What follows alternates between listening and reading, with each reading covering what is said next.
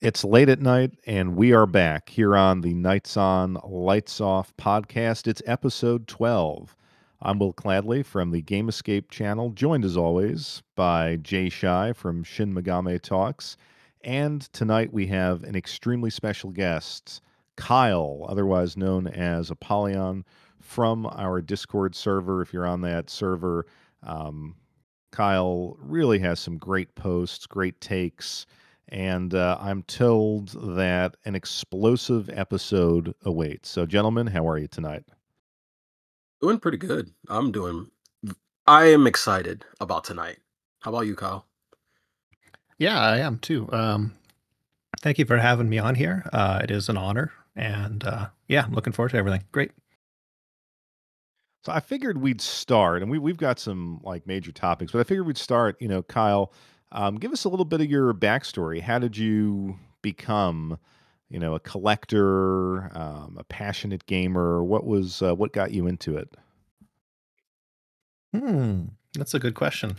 I guess a lot of influence for me came from a lot of early YouTube game collectors. Just reliving the magic, and finding out that I kind of wanted to do the same thing. In real life rather than just watching videos. I think that's kind of Nice. how it worked out for a lot of us too, watching YouTube. Yeah. Yeah, I was there a particular channel or, like a particular genre that kind of drew you back as far as like the retro gamers and the collectors? Oh, sure. Just off the top of my head, some of the old ones back was Classic Game Room, as I think you've heard me talk about quite a bit. That's Um, a good one. Retroware TV before they were bought out, unfortunately. Mhm. I remember that. AVGN, that's classic. Happy Console Gamer, I used to watch a bunch of. I still watch his videos too. The Happy Video Game Nerd, which now goes under Stop Skeletons. Your Mhm. channel as well, of course. I've been subscribed to that for years and years now. Um, Awesome. yeah. Yeah, it So was what kind of what what the what do you this focus on in terms of collecting? I'm curious. Is there like a particular console that you gravitate towards? No, I'm the exact kind of collector most collectors on YouTube will advise you not to become. Really unfocused. Like, what do I collect? What I see out there that I think it looks really cool, right? Which is open, nebulous, and that's how you end up with, shelves as full as mine are, and less room in your home for it. Super true. I think I'm running out of room as well as Will. Well, Will got a bigger place now, so he's got plenty of room to throw things into now. Yeah, I feel like I could do some more damage if I wanted to. But I've scaled it back a little bit since the move, since the economic situation. We'll talk a little bit more about that. But Kyle, one of the things that I always appreciate about the stuff that you post in the Discord is you always call yourself kind of like a cheapskate, a guy who's always on the hunt, and you get some great finds. Can you kind of like talk about that aspect of it? How do you find the passion to get out there every weekend, and how do you find some of this great stuff? Well, thank you. I have to give a lot of credit to my partner in crime, my wife. They're also quite a video game collector, and I should give them a good amount of credit too for getting me into collecting as well, because they've been a lifelong gamer as well, lifelong retro gamer, really. I remember my wife telling me about their memories with playing Battletoads with their sister and all that. Um, but in terms of getting out and about, it's just it itself is its own hobby, right? Like every weekend that I can, I make it out to the flea market, whenever convenient, which is much less often these days with, having a kid. I try to make it out to used shops, like either sorry about that, pawn shops or thrift stores and whatnot. And yeah, just always on the look for something that looks cool, at looks like it'll fall within my budget. You're in the Vancouver area, correct? A little bit east to it, the Okanagan. It's a valley, and it kind of spans from north, like Vernon, to about Penticton. I'm kind of in the middle in the Kelowna area. Because it seems like, as I always get jealous, like you're finding great stuff. And uh, Jay, I don't know how it is in Florida, but I've said for a lot of times on here, like New York City metro area, northern New Jersey is kind of where I am. Mhm. You rarely find anything at garage sales, flea markets. It's basically sports games, Call of Duty. I've probably had maybe 3 good finds in a decade, although I'm not out every single weekend. But is there something about that area that, taste is better? People have a lot more diversity in what they've bought and subsequently what they're selling? Well, a lot of the time when I'm looking around here, I'm usually just find the same kind of things that I'd expect people to find kind of anywhere and everywhere in North America. You know, a lot of, PS2 to PS3, Xbox Mhm. 360, Xbox One stuff. Um, but I don't know. In terms of how to find them, I guess looking where people don't normally look. That has been the secret to some of my successes, I think. So like, you frequent like a lot of flea markets and such like that? Unfortunately, there's only the one flea market in my area, but Mm, anytime I do go down to the coast around the Vancouver area, there's like 3, I think, that generally go on about there, and there's been some really good finds, like, the Vancouver, like, specifically the Vancouver, flea market. I was able to find a gentleman, and he was just selling cameras, and as I do, you just ask, "Hey, do you have any games you're looking to sell?" Kind of like, the Game Chasers. I should also mention that they right. were a bit of an influence too, obviously, with how often I go out. Um, and lo and behold, he had some Famicom games, and I didn't know if Ooh. they were knockoffs or not because, like, I really had no experience with purchasing Famicom games at the time. But I ended up walking away with, I forget what the Japanese name for it is, but Blaster and Contra. And Ooh. Contra is definitely my favorite because the Contra on for the Famicom is actually in a couple ways considered superior over the NES version with like cutscenes and like additional Yeah. animation and stuff like that. And I think I got both of those for like $5 each. Wow. It's What awesome. a steal. We're gonna have to take a trip, Will, and go to Vancouver. Yeah, I Yeah, was I was saying that, the trip should be me and Jay, we fly to Vancouver because it's a great Hey, city. I love Vancouver. I've had some good yeah. times there. Just enjoy the city, go game hunting, then get on a plane, 10 hours. Yep, We're in and fly straight to Tokyo. Tokyo. Yep. We visit our buddy Oscar over there and just go on a massive game hunt. Yes, I am down for that. That's gonna take a lot of planning. It's not. Hey, now that I've been to Japan a few times, it's not as crazy as you think. Like it's get on the plane. As long as the wives let us go, I don't see anything stopping us. That's true too. No, that's awesome. Since we're on the topic, Jay, what does game hunting look like in Florida? I don't know that you and I have ever talked about that. Ugh, we've never talked about it actually, but here it used to be a lot better. But I won't lie, YouTube kind of ruined it because YouTube kind of, just revealed all the secrets. So a lot of the game chasing spots that were in Florida, we used to have there was a place, it was a mom and pop shop run by a couple college students actually, and it was called Multivest for a while, and that was a pretty good shop. But after a while, I don't think much people go there anymore, because they carry a lot of the newer things now. They don't carry as much as the older stuff because I think especially in Florida, a lot of the retro game scene here, I think a lot of those collectors have bought up all the stuff, so you can never really find what you're looking for.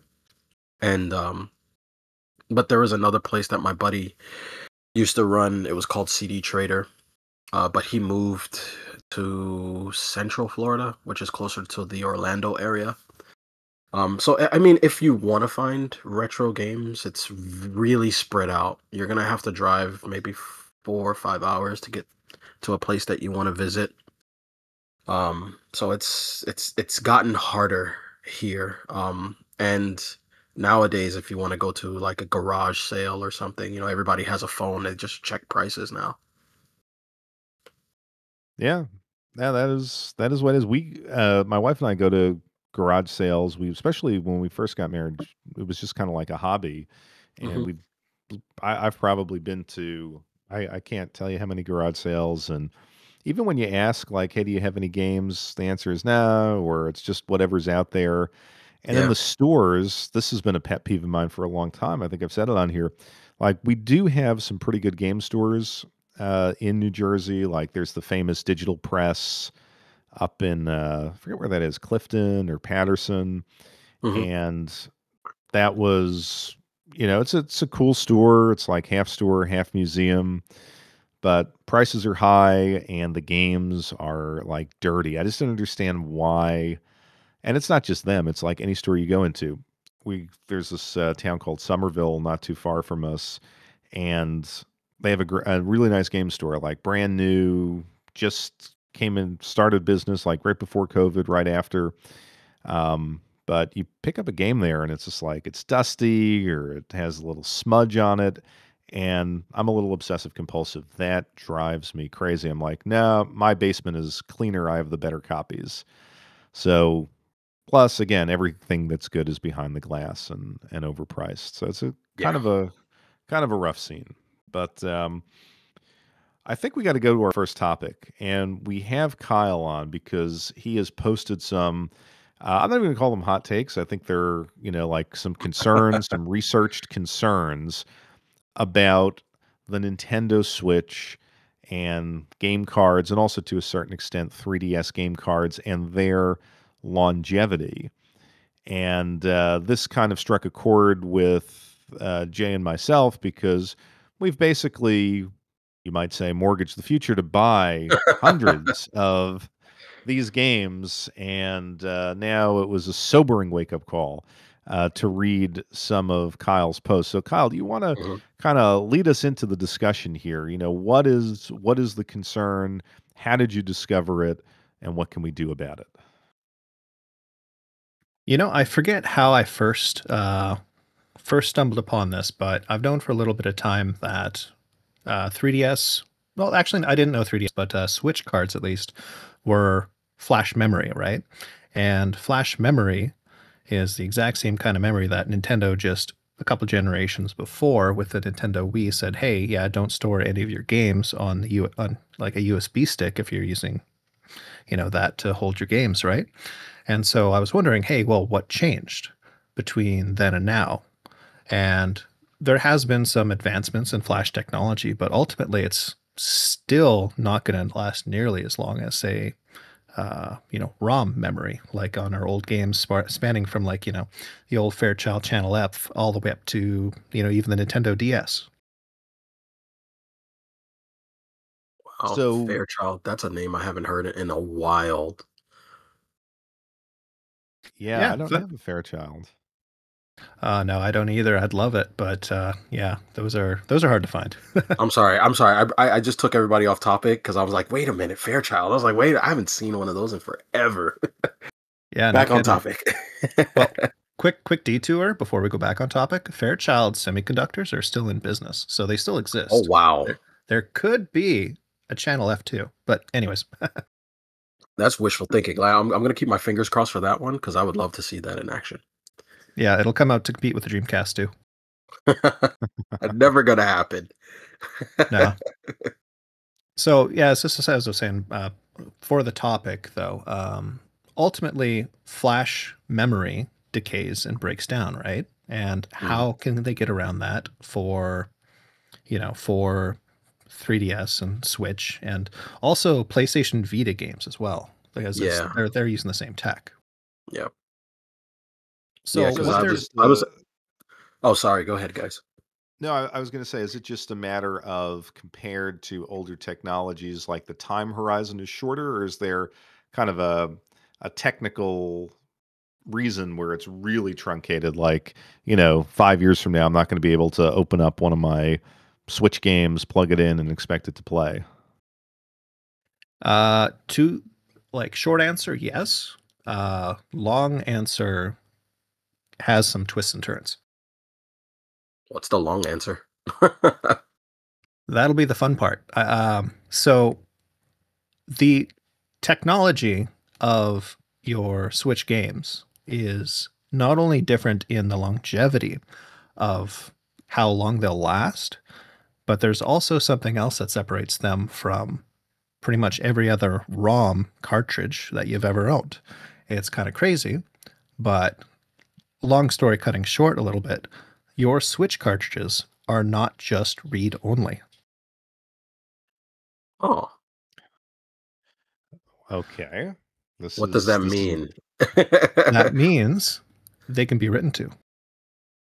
And I'm Didn't not see talking that about coming. like, yeah.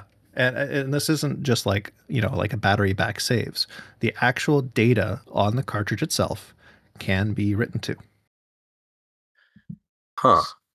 so who would so what like what is writing to it? Like, is through the gameplay itself it's being written to, or Every time you turn the game on, and I'm not sure exactly when this executes, it your system tells your cartridge to what's the command here? RD underscore self underscore refresh and RD underscore refresh underscore status. And I'm quoting from a post here from user Sokram on GBA Temp, and I can link this discussion if you guys want. Um, all Nintendo Switch cartridges support two special commands, known as, what I just listed, meant Right. to fix any possible degradation in the contents of the NAND memory during reflow, aka soldering. But it means that, as he continues, that a cartridge is, even though read only from the console facing port, still capable of reprogramming itself to fix its own errors using error correction algorithms whenever it is sent that command. So basically, every time you put in a cartridge, it works like a reset. Yeah, Like if there was a clock, like so if Switch games have like a timer on it, like it's about to die, every time you pop it in, it resets that clock. to an extent, yes. Huh. That's disappointing. Oh, It's kind of weird to think. Like, as we were kind of talking before in the Discord, normally, what is the ideal copy of a game that you can buy, right? Sealed in box. right. But for this generation, well, for the 3DS and Vita onward, for those kinds of cartridges, if you want a game that's going to last for years and years and years, it needs more love. Right. But this also means that if you have, can you imagine the amount of sealed games sitting on a shelf for over 15 years? Oh So yeah, they're basically dead in plastic. yes. Oh, So there will be a time, within our lifetimes, I would say, where there will be a greater chance that a sealed Nintendo Switch, Nintendo 3DS, or PlayStation Vita game is dead because it has never been used. Rather, like more likely to be dead than it is alive. hmm. So, what is that going to do to the sealed game ecosystem for those consoles? Well, once people figure it out, it's gonna work like any other, community. I mean, people will, well, you're gonna have those outliers too, where you will have the ones that are saying, no, this is a lie, or this is wrong, this will never happen, kind of thing. I mean, you have those people, but ultimately, I mean, once they stop popping up to the point where you can't change the narrative around them, it'll eventually collapse. Yeah, it's kind of crazy to think. How do you feel about this, Will? Because we've bought in heavy. yeah, yeah. Well, I mean, I have to admit, when the argument was first put out there, I was somewhat skeptical, Right. and in my in my sadness and depression, I actually turned to Chat GPT and I said, "Could this be true? You know, search the internet, tell me what you know." And it kind of disagreed, but it also didn't cite the situation as clearly as Kyle did here. You know, with those two commands that are executed Right. when you put the game in, and then I think we have the evidence, Kyle. Right, you actually experienced this with one of your was it a 3DS game that you Yep. you talked about? What game was Which it? game was that? It's ironically one of the games I actually bought brand new from a store. It was Persona Q, Yeah, and that's I heard that that's the one that a lot of people are saying is the first to die. oh, Is really? Persona I didn't 2. know. Yeah. Okay. Yeah, apparently there's a huge narrative right now going around. I'm calling it a narrative, but everyone's been talking about it. There's Reddit threads talking about it. Everyone says that Persona Q is the one that's the first one to die. Interesting. I also heard the Pokemon games, and so I'm Yeah. wondering maybe is it the quality of the NAND flash, or maybe it's the quantity. Like I know those are both RPGs. Maybe they have a lot more data Mhm. on them than some other games. Hmm. Yeah, I see. I have Persona Q limited edition sealed and on the shelf, and part of me Uh-oh. Uh wants oh. to crack Yeah. it and see if it You have works or not. you literally have nothing to lose now. Yeah, but Um. see, I mean, until the bubble bursts, I mean, maybe I should just sell Uh, it and get some money for it before. yeah, you can try that before the I guess everyone figures it out. But I mean, I don't know. Well, that's Yeah, I that's mean, the interesting question. Actually, is are these games going to be valued strictly as games, or are they going to be valued as sealed um, collectibles? That's a really good question.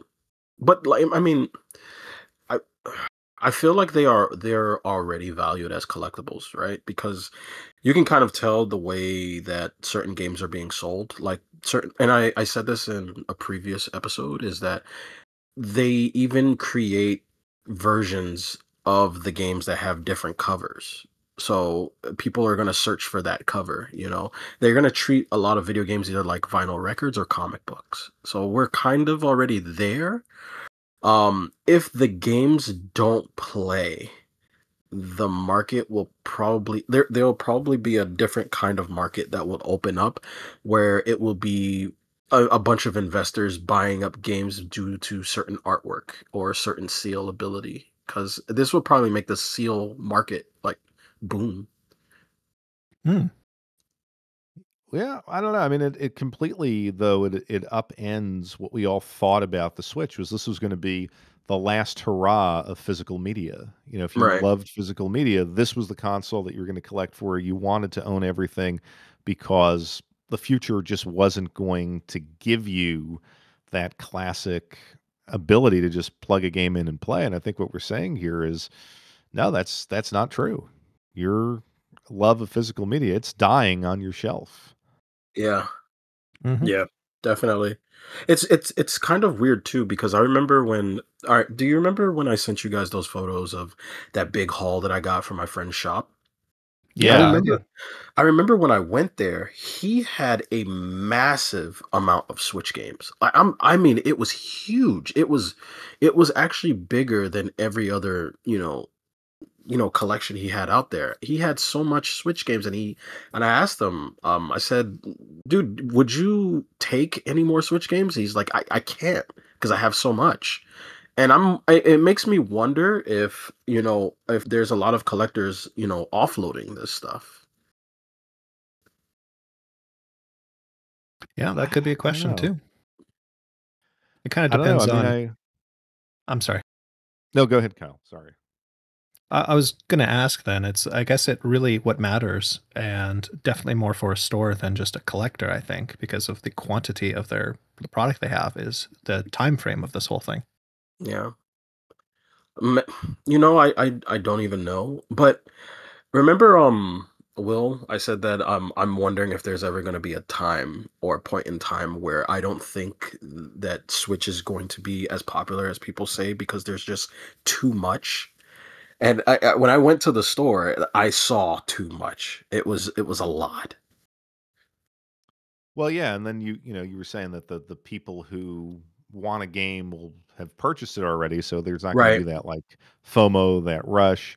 right. Um, yeah, I mean it is kind of interesting. So, Kyle, you said that because of this, like you actually have like a ritual where you dedicate a day to just plugging in all of your physical media for the Switch, 3DS, Vita, stuff like that, starting it up to kind of ward off this decay.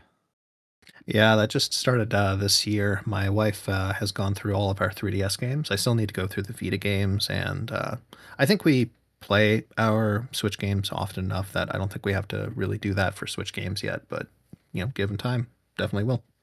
Yeah, I went through my 3DS collection. They're all pretty good. I was kind of scared about the Fire Emblem game, but that Mhm. one works. Thank God, because I love that game. But I haven't gone through my Vita collection either. I have to go through that, like you suggest. Yeah, this is gonna hurt me because I mean I have a lot of sealed Switch games. Not not necessarily because I was like a shelf collector and I just wanted to cash in one day. It was because either I legitimately didn't have the time and they were things that I wanted to play like in my retirement, or I think I talked about this on the channel and on the podcast. Like I like to get the Steam version of a game and the Switch version.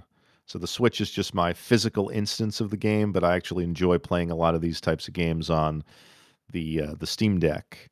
So yeah, I could be in for a rude awakening, but at the same time, part of me is like when a game is sealed, it just hurts to unseal it, especially if it's a game I can play digitally on another platform.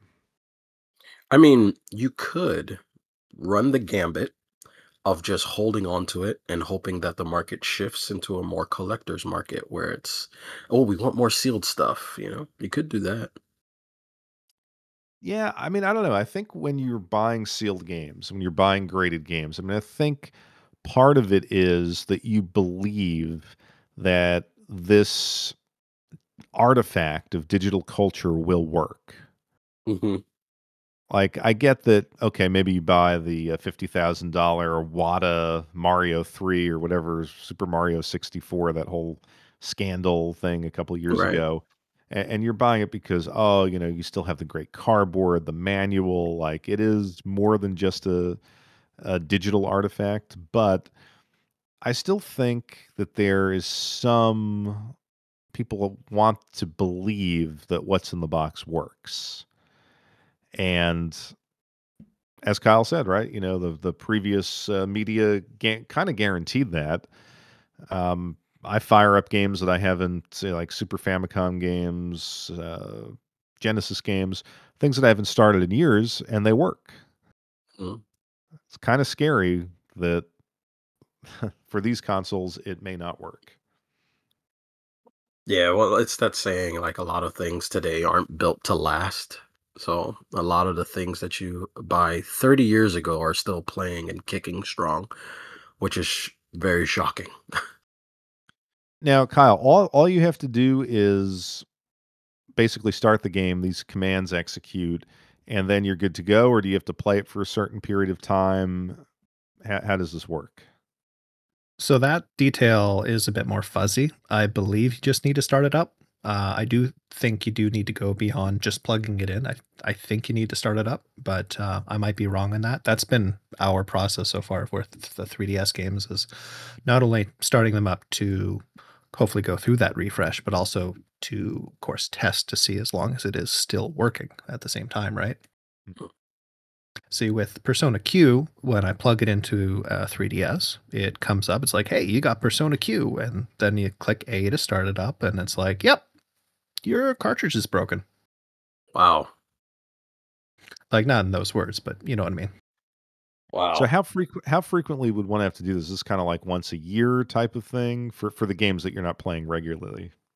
Again, I wish I had the answer, but that is another thing that I think is just not known at this point. We just If have to it, test the theory. yeah, like to me, it sounds like to me, I think once a year, hopefully, will be good enough. That's what I'm going with. It's crazy because while it sounds like fun to like go through the hundreds of Switch games that we have, I know that for a lot of these, like I just don't have the time to play them all. Hmm. So just to open it and to start it up, like I'll want to play it and turn it off, start it up again. It's scary. I don't know. Yeah. I don't know. I don't know where I'm going to go. I feel really really torn because I don't mind like if I'm buying a game secondhand.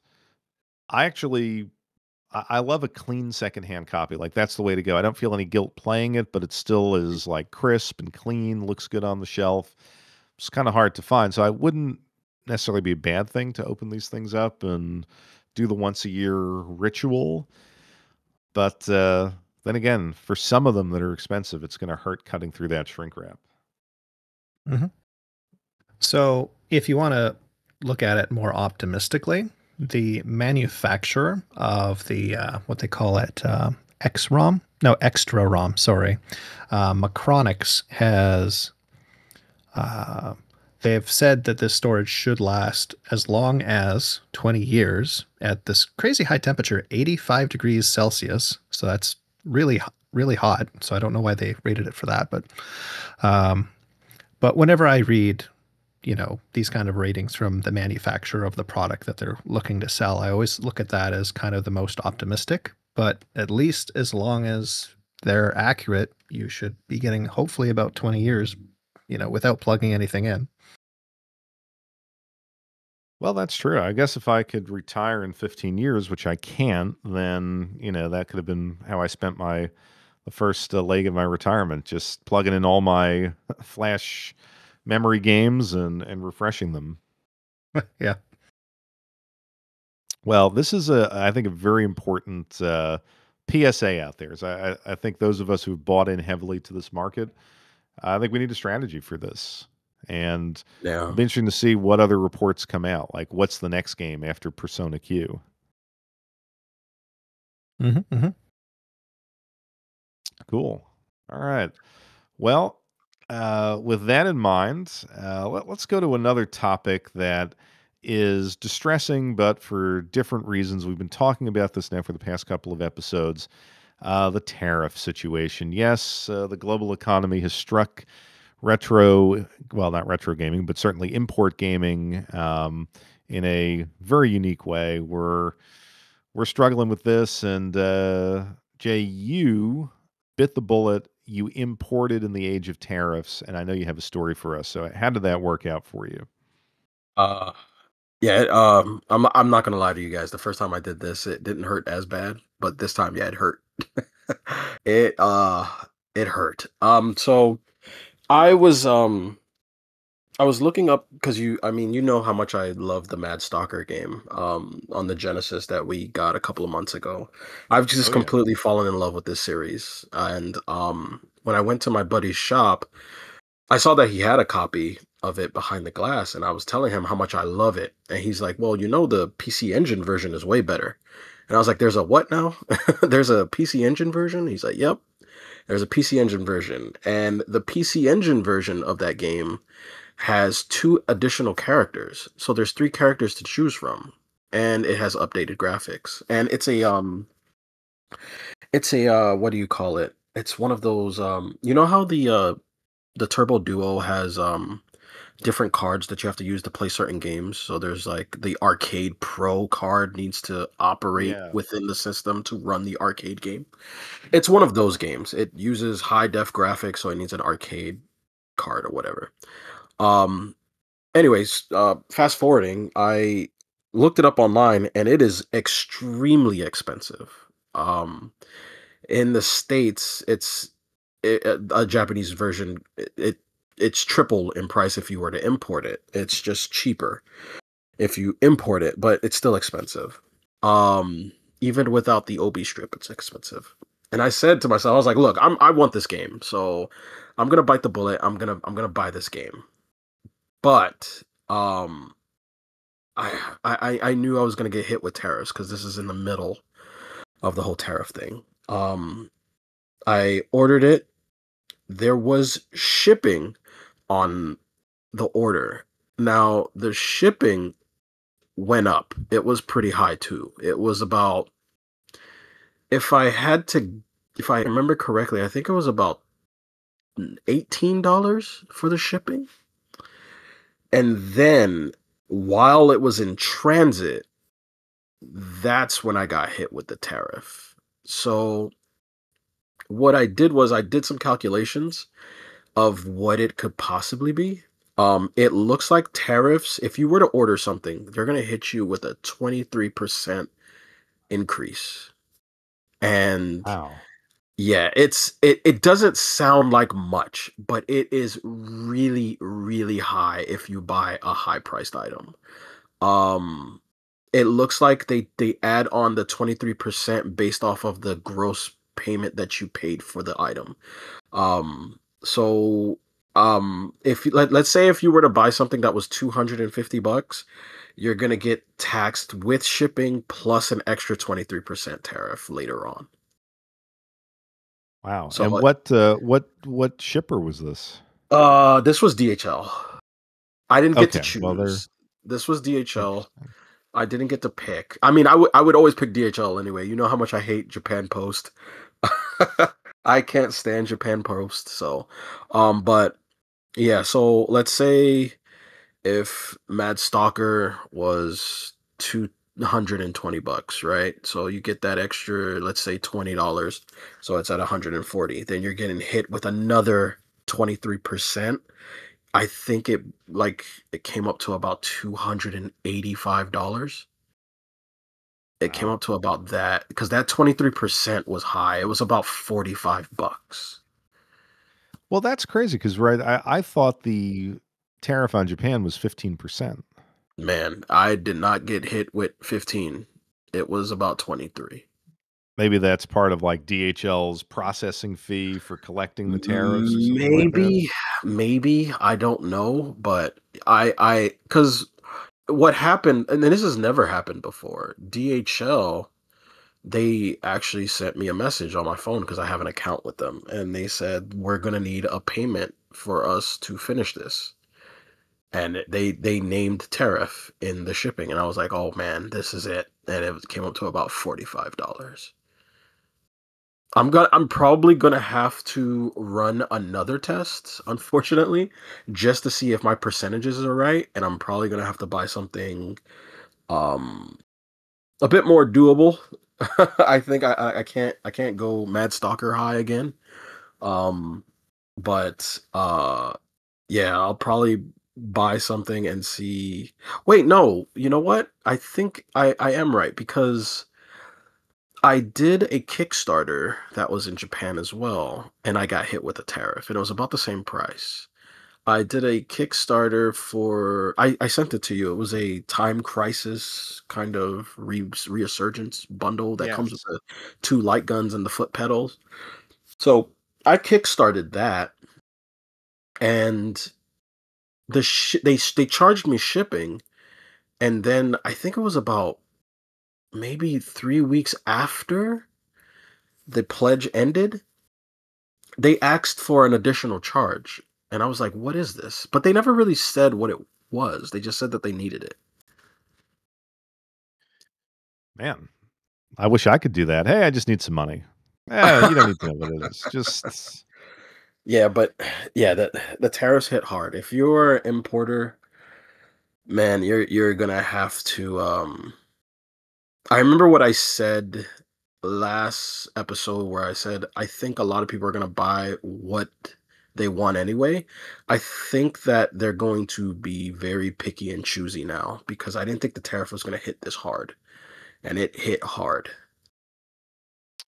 yeah, well, I mean, I think the way that I kind of got into importing and the approach that I've taken is I import because I want to buy the games that are a little offbeat. I want to Yeah. experiment. And it was always cheap enough. Well, not always, but certainly within the last, I don't know, 5, 6 years, it was cheap enough where you could kind of take a gamble on a game like something like Densha to Go, where, you know, Japanese light rail sim is not exactly something in the American gaming wheelhouse. But if you were willing to import, willing to experiment. It's actually a pretty fun game, but I would really have to ask myself, would I pay whatever the next version is? Would I pay, like, I think it goes now for $50. So let's say brand new, it's 80, $20 shipping, and then 23% on top of that. I might back off of that one. Yeah. Like, I don't love it that much. And I think that's the killer, because import gaming was always a way to get to a basket of games that was just totally different from what you would be buying at the local Walmart. Yeah. And it's sad to lose that. Yeah, I don't think we're gonna lose it forever. Um, I mean, but this era of import gaming, it's gonna have to. Well, for me at least, it's come to a slowdown. It's not a halt. It's a slowdown. Yeah, I mean, for me, um, the game that the last thing that I imported, last shipment I got was Irem Collection Volume 3 and Furaiki 5. Hmm. And that was like, I got that the day before they announced that they were ending the de minimis rule and they're enforcing tariffs on Japan. And I'm like, this is it. You know, this is kind of sad. Although I have a plan. The wife is headed back to Tokyo in a few weeks, and I'm giving her the biggest shopping list. I'm like organizing it. I'm getting like screenshots, pictures, and how to ask for it in the shops. Like, this may be my last hurrah. So I gotta. Actually, I was going to ask you, Jay, like, what should I tell her to buy? Like, what's coming out that Mm, would be worth it? I've found like a couple of those train sims, which I do like, uh, but nothing immediately caught my eye as like, I must have this. yeah, I haven't really seen anything either. I won't lie to you. And I think Apollyon can, Kyle can attest to this.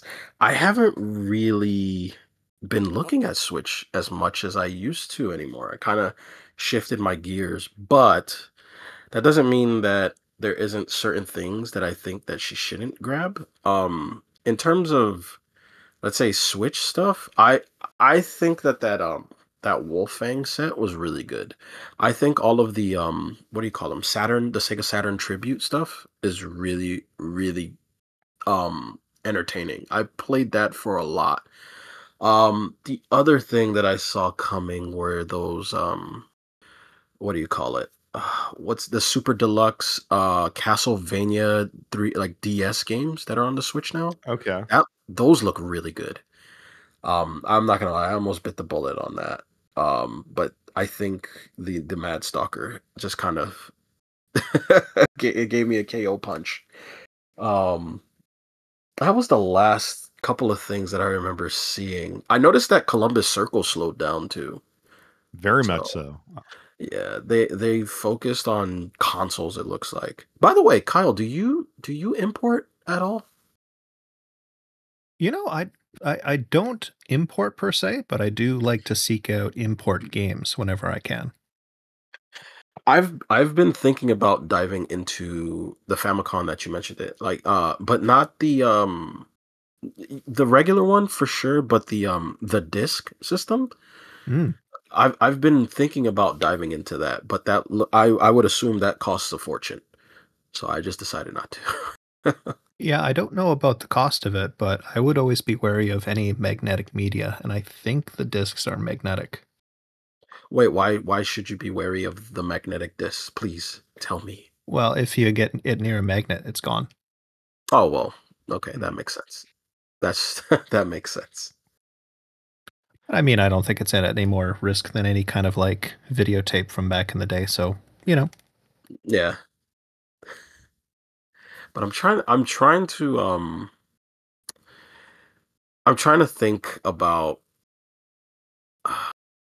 and I'm trying to word this right. I've been one of the main reasons, right, of why I've kind of drifted away from the Switch is because now I'm thinking more about future proofing my collection. Um, and by future proof, I mean just what what media can I have until I'm dead and gone, you know. And I can give to my kids if they should ever want it, ever, you know, or I can, after I'm gone, it can transfer to somebody else, they can use it, you know. That's mostly what I've been focused on right now. So it's really hard to give you any type of advice, Will, of like what's coming out in terms of the Switch, because I haven't really been looking. Yeah, I mean, I think there's I don't know, is it an R type or a Gradius I coming out? saw There's that. that There's a new art type. Oh, it's art type Delta. That R one's type getting a Delta. that's the most expensive one on the PlayStation. That one's coming out. Um, but yeah, that was the last thing I saw that There was was that coming out. Shinobi game actually that came out in like September, I think. Yeah, but that was LRG. Oh, really? Yeah, that's In L. Yeah, in our region, yeah. it's LR. Oh, yeah, that's right. I mean, it hasn't come out for Super Deluxe yet, but I assume that they're gonna do one. But oh, that reminds me, I did pick up that Ninja Gaiden game. I'm surprised by that. It's very entertaining. Really? Very frustrating. Yeah, it's very entertaining. I will give I want I got the Shinobi game too. Um, but it hasn't arrived yet. But I did get both of them. I was like, how often do you get Ninja games? Nowadays. So I did get both of them, and I did play Ninja Gaiden.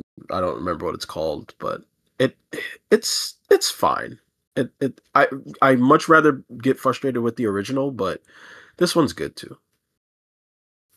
When you're talking about those like old school 8-bit style games, I've got to give you some props. You recommended, I think it was Bat Boy to me, Oh yeah, and I just played that the other night. That was excellent. So really, isn't really it? nice Isn't it? recommendation. Yeah. Yeah.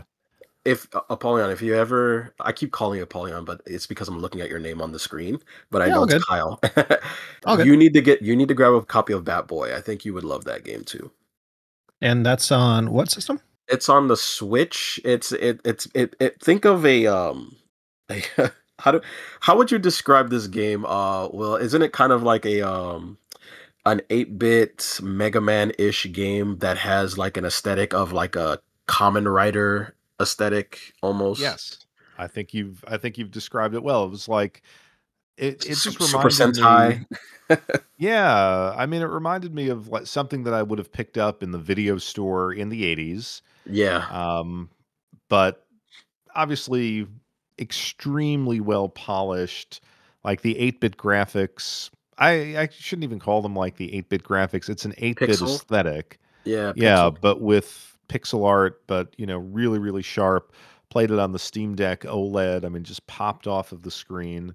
And yeah, to me, it's like one of those really unique platformers that when I was a kid, and there was a new mechanic, like the baseball attack mechanic that game has. Like just playing Mm. that first level, I'm like, oh, this is different. This is pretty neat. And yeah, that Common Rider theme to it, but with a Mega Man style game, I think it's a lot of fun. Yeah, it looks great. So that's why people have to be. They should listen to the podcast, but they should also come to the Discord because I feel like we're always throwing out these recommendations, and to me, they always hit. So it's awesome. Um, yeah, then we had a couple of other topics, couple of other interesting tidbits here, like um, Shai, you were talking about Metroid Prime 4 and kind of the hype or lack of hype for the game. And Oh, I thought okay. that Yeah. was I definitely that definitely kind of registered me because I'm like, oh yeah, that's coming out. I should look for that, but I had I didn't bother to like Google exactly the release date. See, but that's the thing. That's the conversation that I actually wanted to have with you too. Is that maybe I'm crazy, but it just feels like that, and it feels like, well, it's not that it feels like it looks like that. Nintendo did a, what was it, a Nintendo Direct, and I'm not gonna lie, this was the first one I just ignored. Like I just did not care. And then everybody said that, oh, Metroid, the new Metroid Prime game is open world, and I was like, oh, okay, I guess that's cool. And like I heard nothing after that. Like it's just silence. Like no one's talking about it at all. Is it just me? Yeah, I can't say I've heard anyone really talking about it too much either. It I just feel like feels like it feels like as soon as Nintendo showed us what it is, everyone just does not care. I don't know. I think when it was announced, I mean, certainly I saw some videos in my feed of people getting excited about it, happy console gamer amongst them. And then I feel like when they did the Switch to, I don't know what you want to call it, roadshow thing where went to some major cities, and I think they were demonstrating the pseudo mouse gameplay that you could do with Uh-huh. Metroid Prime 4, and, like, I thought, "Oh, that's interesting." Like, that's actually, a use case, let's first person shooter, and if the mouse function really works, which, by the way, I've never tried it, I guess there is a way to try it out on the Switch too, but I don't know, I think they released Mario Paint, and maybe that downloadable tech demo thing that you had to pay for had some demonstrations of it, but Yep. yeah, it's funny because I appreciate what Metroid Prime is. I remember picking up the first game when it came out and saying, "Wow, this is a really clever take on Metroid." But I wasn't the biggest Super Metroid fan. I mean, I enjoyed it, No. but I didn't have a huge passion for it, and I just felt like Metroid Prime 4 or Metroid Prime the original was a pretty competent, fun first-person shooter, and I never really went back to it. You you know what? I have a hot take. Well, it's not really a hot take, but this is what I think it is. I think it's one of those cases where we've gotten three Metroid Primes already, right? And all three of them equally, I would say they all three of them play the same. This one has been in the making for years, and I think it's been past what? It's been over 10 years that we haven't gotten another one, and it's still the same as the last three, and now you're making it open world, which everyone hates. And I think we've gotten to this point where it's like, why'd you mess this up? Like, I think it's one of those. Hmm. Yeah, I don't know. I think it depends on what the open world means, right? Like we were talking in the last episode, I think, about Mario Kart World. Like, yeah, it was an open world, but it felt to me fairly empty. Like I didn't see what the Right, point was. right. And sadly, I never really went back to it substantively to figure out what that mechanic was.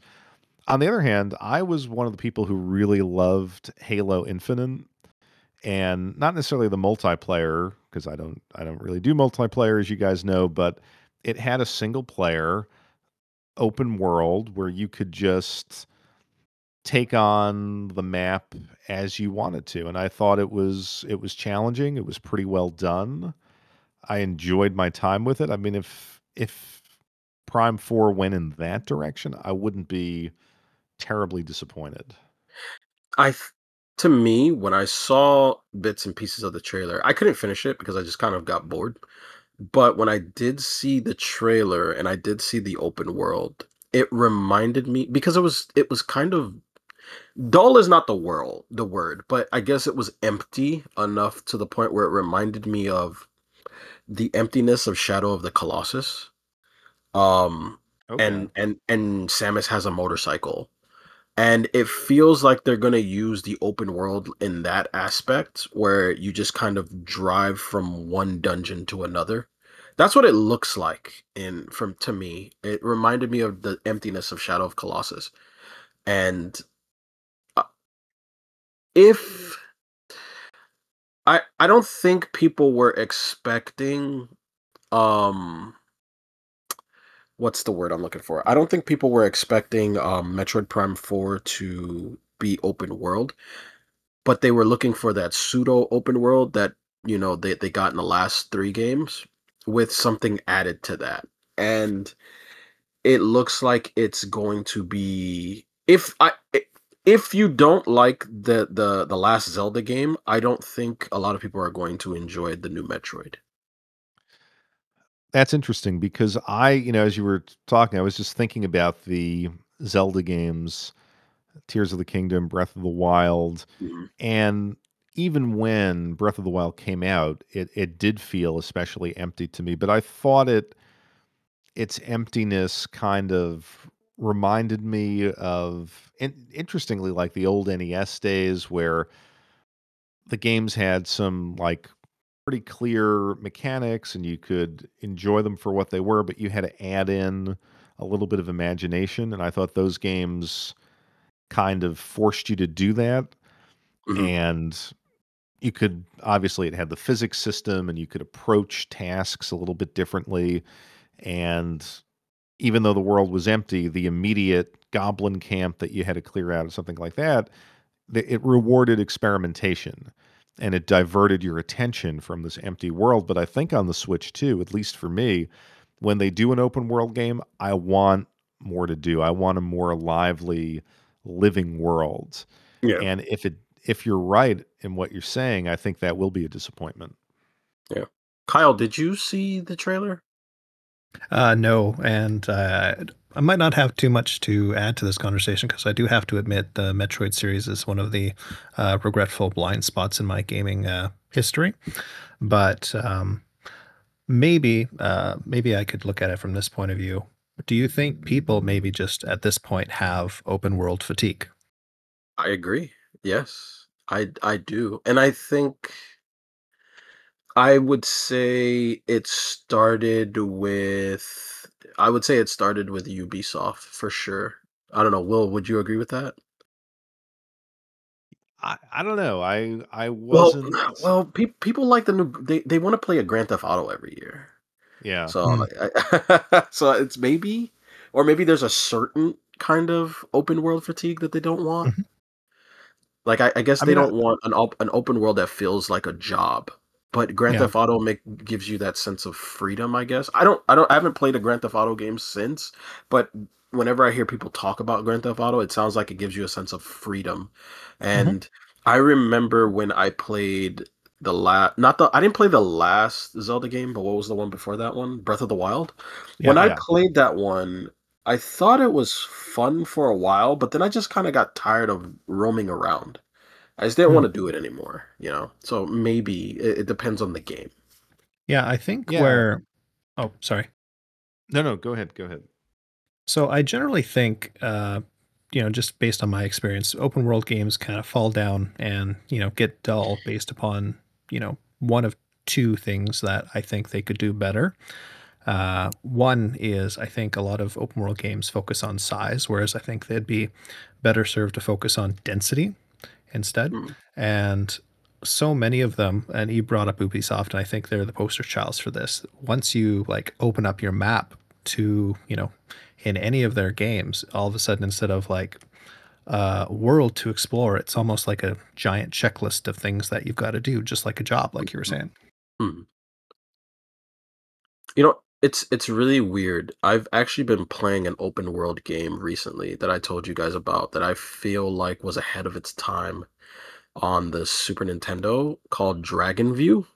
And that open world feels like well, although the world is somewhat I wouldn't say it's empty. It's only populated by monsters that want to kill you, but the game makes you feel like you're on some sort of an adventure, mostly because it doesn't hold your hand like most games do, where they give you waypoints here and there, and every like the screen is just cluttered with all these type of nodes and such. Because it's made on the Super Nintendo, you actually have to look at your map and pay attention to where you're going. So the game just feels rewarding in that aspect. I think if Nintendo were to go in that route and not add a bunch of waypoints here and places to go and stuff like that, and you allow the player to kind of decipher the map, maybe that might make it fun. But they have to show that because right now everybody is seeing an open world and automatically they're thinking, "Up, here we go again," you know?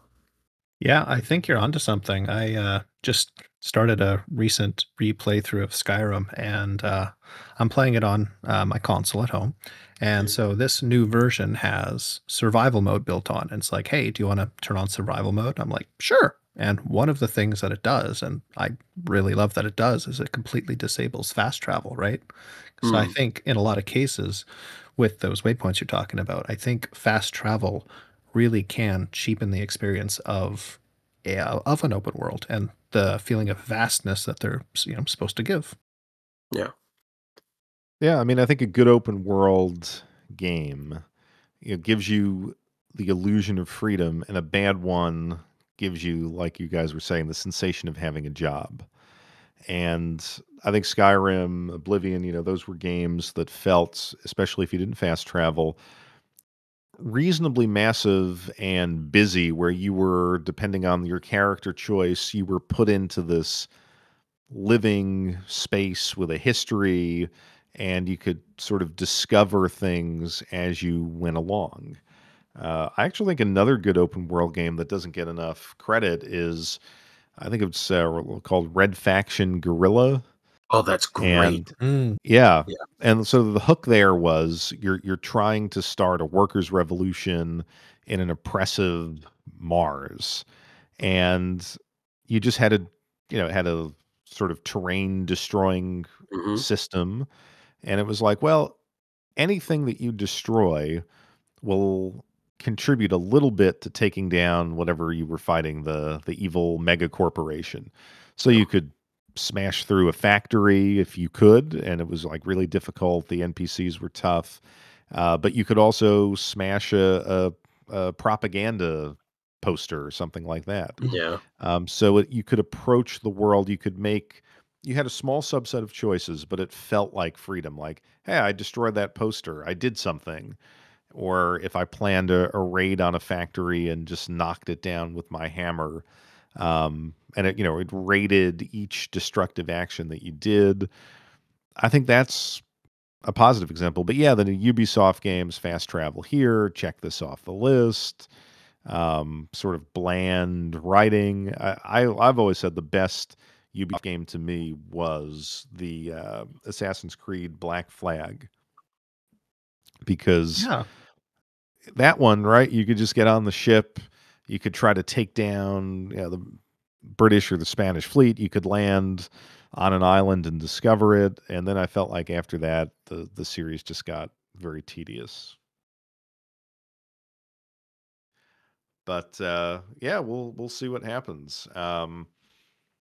Shy, another interesting thing that you were talking about on the Discord, and we thought we would save it for the podcast, was Yeah. you were following like a trend of a resurgence in PS2 collecting with Oh, much younger people, and I think yeah. that kind of maybe ties into some aspect of gaming fatigue. I didn't follow that. I haven't seen that.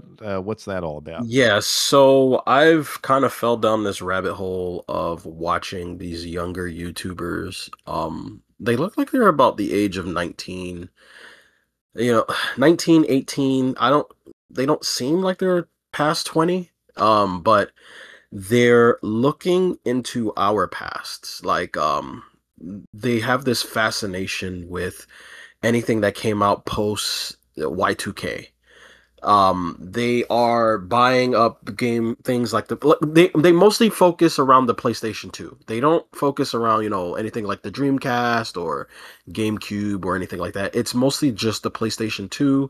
Um, there's a lot of them. They're they're doing what's the word I'm looking for? I'm trying to remember how they framed this, but there's like this movement that they have going called living my life like, or whatever. So they basically live their lives like it is in the 2000s. um and they do things called, I didn't even know this was a thing until I kept watching, something called dead phoning, which is it's their way of disconnecting from the internet. So they get rid of their smartphones and they buy old flip phone Nokia phones, where you had to press one singular button to get to the U. like four times, or and they have like they like the aesthetics of the early 2000s, drum and bass and I the fact that the sales on CDs have gone up is insane to me. I still find that kind of funny. But yeah, they much rather listen to CDs. The increased sales of CD players and disc changers have gone up. They're buying up PlayStation 2s.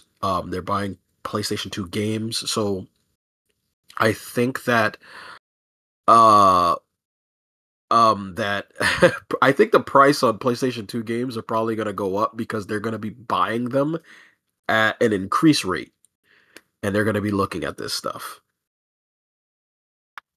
Yeah, I kind of saw. I know you posted a couple things to the Discord, and I've seen some of that. I think it's I don't know. It's I'm all for it just because it keeps are the game prices high, and I Uh can PlayStation 2, theoretically. it doesn't look like it's high. Only the what do you call it? The common titles looks like they're going up. Like things like God of War are slightly spiking a bit. Like in terms of spike, I mean like they're going up like $4, $5 here. When something used to be 8 or 9, it's about $15 now. But I think they're buying the things that they know. So like if something has a remake today, they want to play the original that came out yesteryears. So if there's, a God of War Ragnarok today, they want to play God of War 2 because they heard that there's this scene that they want to get to or something like that. Um so they'll buy up games like Need for Speed, Gran Turismo, all the common stuff. I haven't seen fluctuation in prices in terms of, like the uncommon games, like, your Ghost Hunters or your Area 51s and, stuff like that. I haven't seen a spike in that. I think it's just because they haven't gotten there yet, but it's only a matter of time.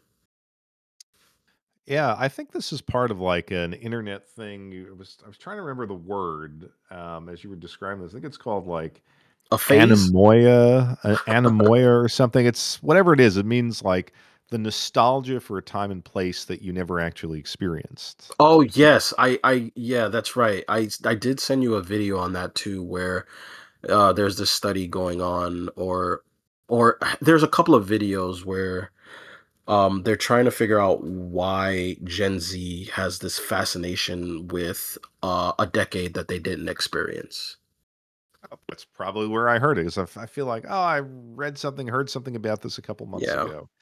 Um, Yeah, like I said many times, I'm always, I think to drive the hobby forward, you need to get subsequent generations interested in the right. PS2, in the PS1, right? So to have, I don't know what you want to call it, an online movement that promotes it, I'm good with. I I think it I could be like I the honestly next think, wave of retro. yeah, I do. I honestly think though that this is going to. I think that this is going to make the original, well, Xbox Prime. I think it's going to make it very popular. Hmm. I think that they're going to I think you're gonna have those kids who played the PS2 and then they come across the Xbox because they're familiar with Xbox and they're like, "Oh, there's an original. I want to get that." I think it's definitely going to happen. Xbox is going to be really popular. Well, there's a hot take, and Mhm. when you have a hot take, it usually comes true. And this is the reason why I think it's going to happen. I think the original Xbox is going to be, although Xbox 360 was at the height, the problem with the Xbox 360, and I think we've spoken about this, is that you can get their games on a different console. So Mhm. there are some of those games on the Xbox, but the Xbox has a lot of its own titles too. Um, there's too many games on the 360 that I can also get on the PS3. right? So, but with the Xbox Prime, there are certain games that came out for GameCube that I do remember, like Hunter the Reckoning. Like I know it's on Xbox and I know there's a PS2 version, but I also know that if you want a certain character, you can only get that one character on the Xbox. So there's that going on, and there's certain fighters, there's certain Namco games that are really good on the Xbox. So I think it's going to be really popular. Like you can only find Breakdown on the Xbox. You can't find it on the PS2. Has anyone ever come up with like a custom firmware for the Xbox that returns the online functionality like the Yes. original Xbox Live? You don't even need custom firmware. Insignia is a restoration of original Xbox Live, and you can get onto Insignia probably even easier on a non-modded Xbox. Oh my god. Yeah, I I was did not actually know thinking this. of. Sorry for interrupting. I was actually thinking of asking you guys if you'd be interested in that. The problem I run Yes. into is at least two of my Xboxes can't get on Insignia, so I've got a third one to try before I have to look at fixing one of them up. Oh my god. Please, I cannot re-emerge my Fantasy Star Online addiction. I can't. I can't do this. Well, who So knows? Maybe that one's not restored yet. what is Insignia? I have not heard of this, but like it's just something that you can sign on to directly from the system. More or less, you need to go to their website to make a profile or something. I did it a couple of months ago before I realized my main Xbox had at least temporarily kicked the bucket. And then they email you, I think, basically like what you'd need to fill out in the Xbox for making a brand new Xbox Live account, just as if it was, 2003. You know, the funny thing is I didn't I didn't have an Xbox Live account when it came out because again, I was always somehow averse to online gaming. But now as a matter of nostalgia, I'd like to discover it or rediscover it. So that's interesting. I got to find my original Xbox. Yeah. If you don't mind going down a bit more off track on this topic about the Xbox Live, I have a bit of a funny story to share if you're interested. Yes. Absolutely. So the 360's out, right? It's their current console. I had an original Xbox for the longest time, and my dad, we're still living with my family, was the guy who, bought and paid for Xbox Live. I'm like, okay, well, I go to EB Games, find my own original Xbox, and I'm like, okay, I want to get onto Xbox Live just to get the DLC for like Mech Assault and like Halo 2, right? The additional maps, the additional mechs for the map for Mech Assault, right? And so I go through all of our game cases with all of the free Xbox Live 1 month or whatever. And I'm okay to pay for it. That's fine. But they're all expired. So I'm like, okay. So I take the next step. I call up Xbox Live support. And by the end of the conversation, I had everything all spelled out to me by like asking very, very quickly. I'm like, okay, so you're not offering me an option to buy Xbox Live through you. And the guy was like, yes.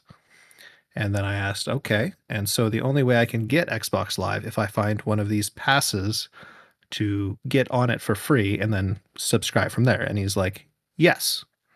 And then I followed up and blah, blah, blah, and I'm like, okay, but we know all of those are expired, so there's no way for me to actually do that. And then he followed up with, yes. So I'm like, okay, I want to give you my money and you're telling me no. Yes. Okay. Because like all I wanted Xbox Live for was not even to play multiplayer. I just wanted to give them money so I could give them more money to buy the digital goods for the games I wanted to play more. Well, that is a funny story. God. Um, I'm actually Xbox shopping right now. So I kind of wanted to go kind of getting back on topic about the PS2 topic. Yeah. I was kind of interested just like hear what your opinion would be of why PS2 and say like not PS1 or PS3, right? Right. So with the PS1, So we have to remember a lot of these kids that are buying into the PS2 ecosystem are born around the same time that the PS2 was popular. So it's for them, it's the NES, if you think about it. Like I know for me, my first console was the NES. I was born around 86, and I think the NES came out what, 85, 84, right? 85, I think. Yeah, Right? 84, 85. Yeah. I think it was like So tested at 85 and mostly came out in 86. Yeah. all right, so it came out right when I was born, so that I remember getting my hands. That's the most nostalgic thing I can remember. Um, for a lot of these kids, the PS2 is the most nostalgic thing ever. A lot of people didn't have GameCube. The Dreamcast kind of died off and went away, and it was like the only console, you know, like I would say everyone had. So they're also looking back on that too, is because I think for a lot of collectors, that is the quote unquote golden era for them. Because you get a lot of the cool sequels to games, you get a lot of the cool compilations, because I mean, and the fact that it played PS1 games, I mean, everyone had a PlayStation 2. So I think it's one of those things. And I mean, I'm not gonna lie. If you even look at a PlayStation 2, it looks like a product of the 2000s. So it's one of those things too. Very cool. Yeah, some of the um, people in that age range that like I know in the family and stuff like that, they've actually said that, oh well, my older brother had the PS2, and when he left for college, he gave it to me, and Right. that's how I got it. That's how I got into it. Now, I mean, these aren't like people who were like the YouTube personalities who were living their lives as if it's 2004, but yeah, I mean, I think it was like something that was there in the house, and yeah, maybe it was that's kind of the entry point. But I also think, I don't know, the PS1 can, to me, like if you didn't grow up with it, it looks kind of rough. Um, Yeah. the PS3, I just find very irritating to use these days with, if it has to update something, I don't know, the games, to me, like a lot of the games, the best multi-platform version is usually on the 360. So, and some of the games that I want to play, like Gran Turismo 6 or something like that, it's so tedious just to load that game up. It had so many saves. I think the PS2 is kind of like the sweet spot of retro PlayStation, Yeah. where games look good, easy to load up. I mean, if you've got one of those like MemCard 2 Pros, I mean, it just transforms the system. So much fun to use. So I think that might play into it too. I'm cycling through the Xbox kind of collection on my Game Eye. This console it has a lot of multi-plat games, but they're kind of like a lot of throwaway games. I didn't think it had this much multi-plat, because there is a lot of games here that are also on PS2, and then there's games that are kind of like funneled in that I've never actually seen on another console before. Yeah. What's So, like what's an example of one that you was um, totally like, exclusive? I remember there was a game, and I think it starts with a K. It was like a fighter. It was like a game where, and I'm trying the game, but I'm the name of the game. But whenever you would do like I think it was the first game that ever had X-rays. Like Mortal Kombat wasn't the first one to do that. This Xbox game was the first one I remember to do it, where you would punch somebody so hard, like you'll see the X-ray of the bones you were breaking. I don't think it was Fight Club. It was another game. But oh, so Jade Empire is one that's exclusive to Xbox, if I'm not mistaken. And both of the Knights of the Old Republic, at least when Right. they were Knights of new. the Old Republic, and I think Unreal Championship is Yep. exclusive too. And Unreal Uh, Championship too. yep. Okay, so those are exclusive, but yeah, there's a Ninja Gaiden Well, Yeah. the original Ninja Gaiden is exclusive to Xbox until it was ported to the black version. No, not black. Sigma Yep. was the PlayStation 3 one. I'm trying to see. Yeah, but I see a lot of multi-plat stuff, but there's like sprinkled in, there's sprinkled in kind of, games here and there. The And nice I'm thing Yeah, I'm about trying. sorry. trying to think of like have you guys ever played? I don't know if this was exclusive. The Chronicles of Riddick. Yeah, Oh the yeah, Escape yeah, from yeah. Butcher Bay. Yeah, Yeah, that's on Xbox 360, right? Or was that the Well, sequel, the follow-up? the I well, had it on Xbox, the original. so short answer is yes. The long answer is it came out for the Xbox, and then the 360 sequel had Butcher Bay, like a 360 port included as a Ah, bonus. okay. Okay, so Doom 3, I remember Yep. that was exclusive. I'm trying to find the fighting game, but I'll probably have to refine this by genre Yeah, because I I apologize. do. No, no, no. It's no problem. I'm trying to remember the name of this game, and I know I've seen it. Oh, Tao Fang, Fist of the Lotus. I think I might have that one. That's that's what it's called. That was like a fighting game that had X-rays. I don't know if it's good or not. I never played it, but yeah, there's a.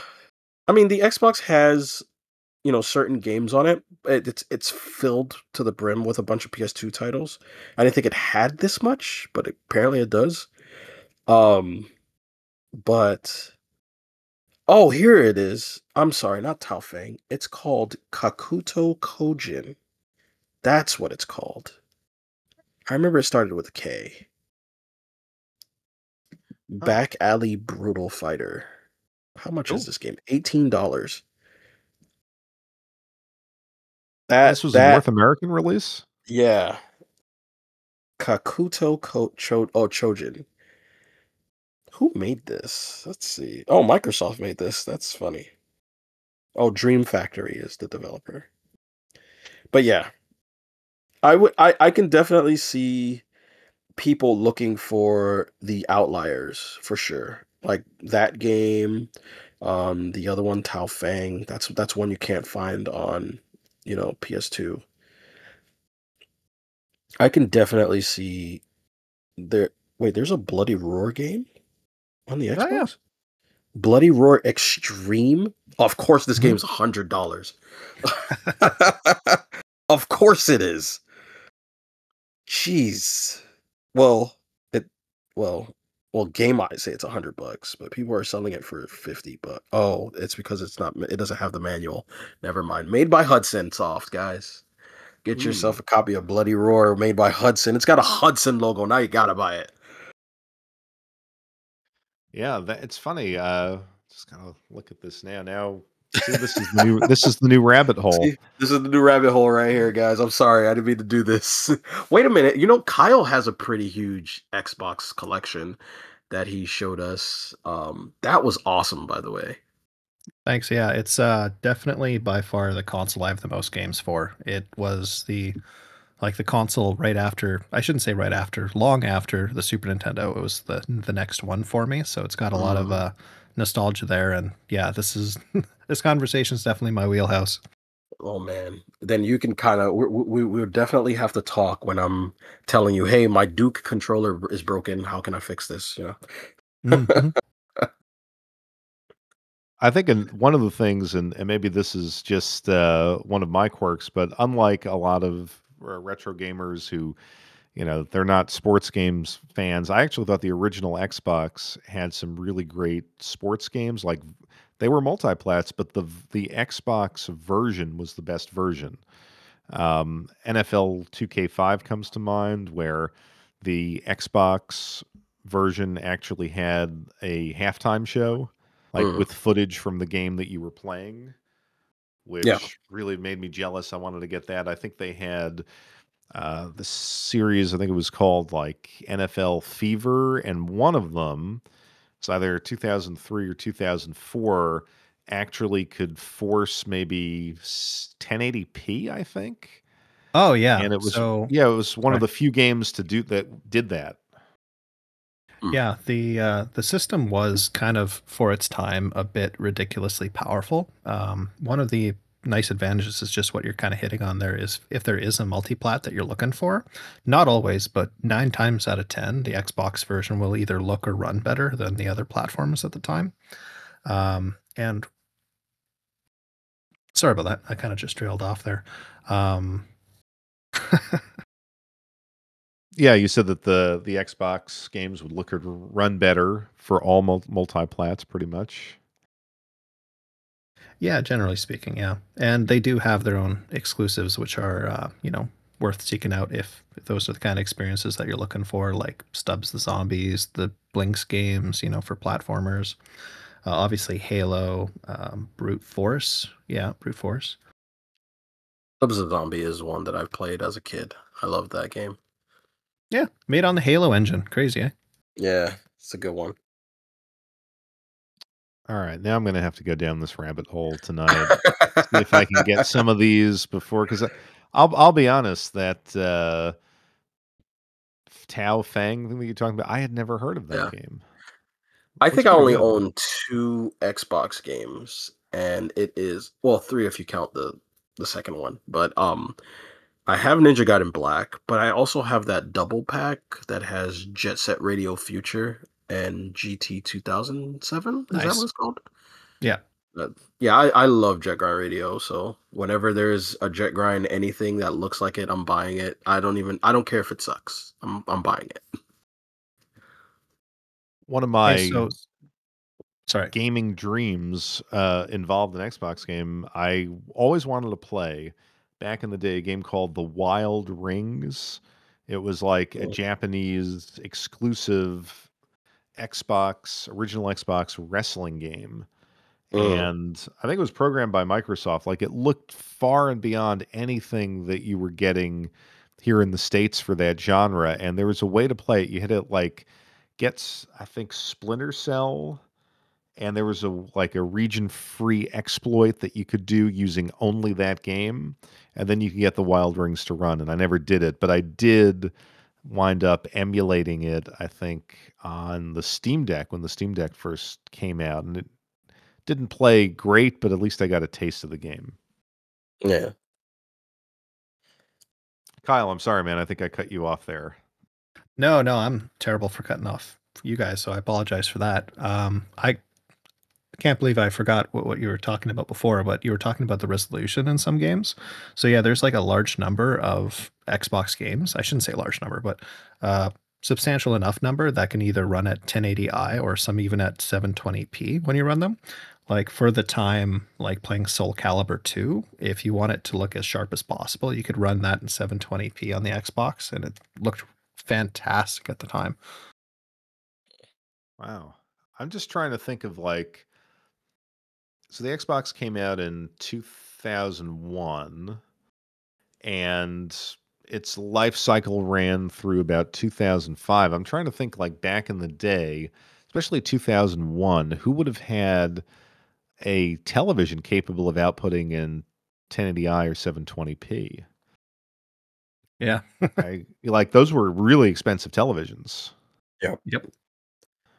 I mean, I feel like the first wave of 1080p televisions that were affordable to the masses was maybe right around the release of the Xbox 360, maybe like 2006, 2007. At least that's when I kind of remember people actually making the upgrade. Yeah, that's like right around the time I made the upgrade. Yeah. Do you guys remember I think it was like a 720p 1080i like CRT TV? Never heard of it. No. Yeah, I had one. Oh man, those were awesome. I wanted one so bad. Yeah, they were a little bit tricky because some of them, like you'd think it's like, oh, it's a CRT, but it can do all this high resolution and it sounds perfect. But the issue is a lot of them have I don't know, maybe this isn't the right term for it, but a frame buffer, just like an HD TV of the time. So whereas you think it would be, perfect response time, and yes, it draws the image a lot faster than LCD or plasma screen probably at the time. There's still a delay enough that you can't use it for light games, unfortunately. So I Oh, Huh. eventually ended up downgrading to a 32-inch standard CRT for my old school gaming.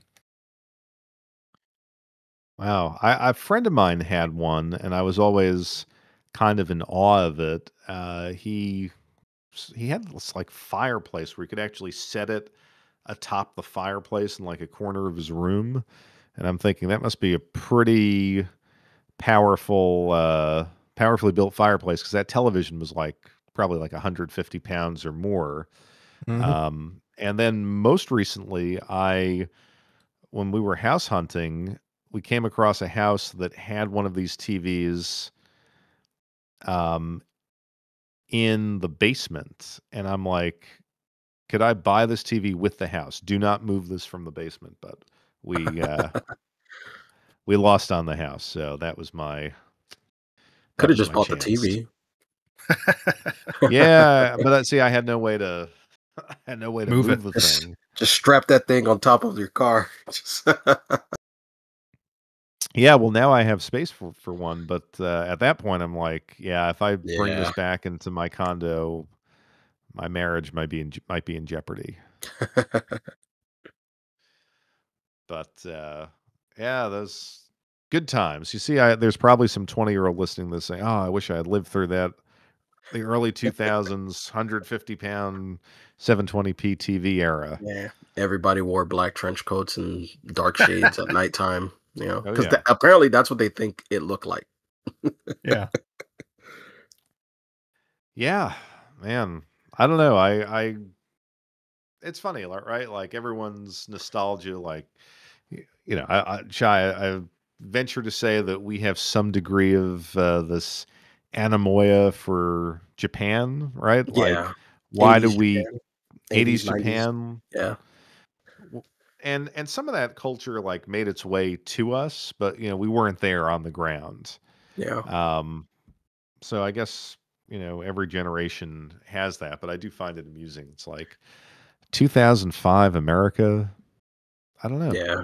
That's Well, but it's 2005 America is what those kids are looking into, but I think right now we're in the era where everybody is like, "Ooh, 1994 was a cool year," I guess. I don't know why, but apparently it's like 90s New York was like the it time, I guess. interesting. 90s New York. Now, of course, was around in 90s New York and I remember it. Why are they into that? I'm That's a just good question. I wish I can answer that. I have no clue. I literally have no clue. Like, I can sort of understand post Y2K because apparently everything looks like I don't know if you ever seen that movie Hackers in like Oh yeah. 90 was it 97 with Angelina Jolie. I Yep. think they think that everything post Y2K look like that. I love that movie. interesting. Yeah, it's funny you say 1994. Like I've had this urge. There's a movie that I sort of missed out on from around that time. It's with the Janine Garofalo and Ben Stiller. It was called Reality Bites or Reality Sucks, Mhm. which is supposed to like capture the 90s, Mhm. being young in the 90s in some way. And for whatever reason, I was like, oh, I really need to watch that, but I never got around to it. Um, Kyle, you're like a movie guy. You have a huge collection. I mean, is that true? Is that movie somehow? Have you seen that movie? I can't say I have seen that one, but you're intriguing me. Yeah, it was just like this document of like 20 somethings. I don't know if it was 1994 New York, but it was, early to mid 90s and just kind of like coming to terms with the reality of being an adult and how much it sucked back then. So I'd like to compare their version of reality sucks or reality bites with today. Mhm. Good times. Yeah. Well, we always like to talk about what we're playing, Yep. and Jay, you've been posting some pics of things on the Discord that I Wow. I mean, you have quite the haul of late. So why don't you give us the Yeah. highlights of that? So I've shifted from Nintendo Switch to primarily Sega Genesis. I did have a Sega Genesis growing up, but not very long. Um, and for some reason, I've gotten this nostalgia to just buy clamshells. Like anything that has a clamshell, I need it.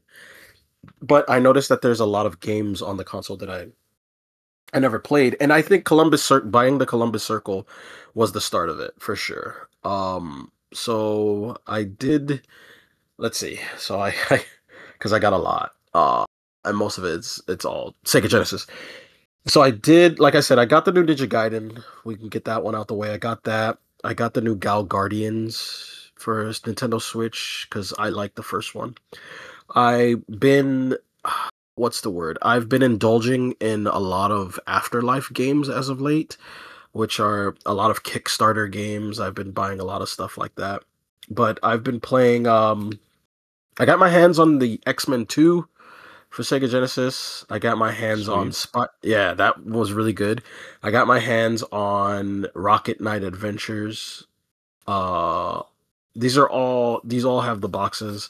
Rocket Knight is missing the manual, unfortunately.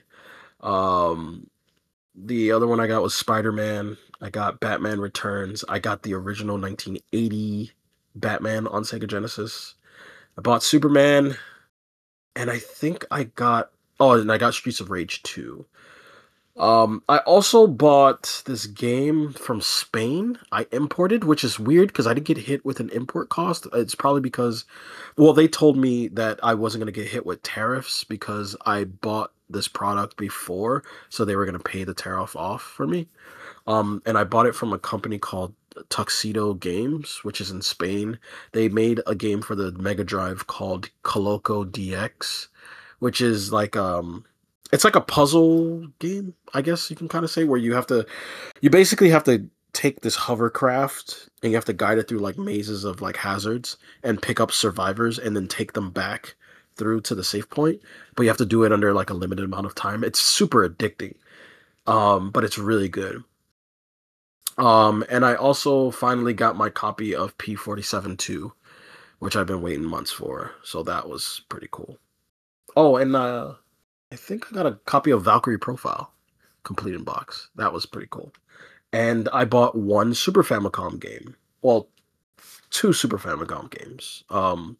Well, one Super Famicom and one Super Nintendo.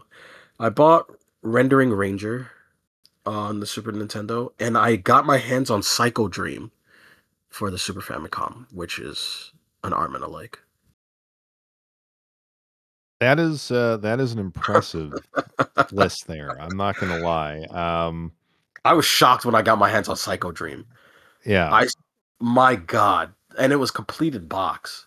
I was like, wow. yeah. I feel like like I said, I'm really out of practice. This is inspiring me to start the hunt again. I mean, Yeah, man. I have been the only game that I've played outside of the Bat Boy, which, like I said, awesome Mhm. recommendation. Um, Actually, I don't know if I mentioned this on the last podcast. I can't remember when it came out. Like I played Eartheon, Oh yeah. beat Eartheon, which I really enjoyed. Hmm. Um, and maybe we were talking about it on the Discord. I like there's the it's interesting. Like I wasn't a fan of all of the musical tracks, and obviously with the Yuzo Koshiro developed Yeah. soundtrack, The you'd music. think Yeah. all yeah, but like I think the what he did get was like the soundscape of a Genesis game. So like it Hmm. wasn't that every track was a banger, but every sound effect, every explosion, just the textural sound quality of the Genesis was captured beautifully. And it was a fun game, although it had a lot of traversal mechanics, like getting through very narrow corridors and a scrolling screen. I don't necessarily like that in my side-scrolling shooters, but looks great. You know, very very high quality product. And of course, I was going to import the Mega Drive version, which I know Shy you said was coming out in Yeah. 2026. But Yeah, they're working on it. I'm waiting for it. after that tariff story, I don't know. Um, Well, we're gonna get the American version released too. oh, really? Okay. Yeah, That's we're gonna limited get it. run. Yeah, it's probably gonna be either limited run or what's the other one? Retro bit, which would probably be in Castlemania. So Okay. fingers crossed. Fingers crossed. I would bet it's going to be LRG though, because I think they're involved with the publishing of it on Steam. Okay. Yeah, and then I played that new Sonic kart racing game. How is that? Wi- So, it was like one of the things where my wife enjoys kart racing, enjoys Mario Kart World, and like we saw it and we were like, okay, we're gonna give this a shot. In a way, I actually like it better than Mario Kart World. I heard a lot Um, of people say that. yeah, it's extremely busy. There's just like a ton to do on each track.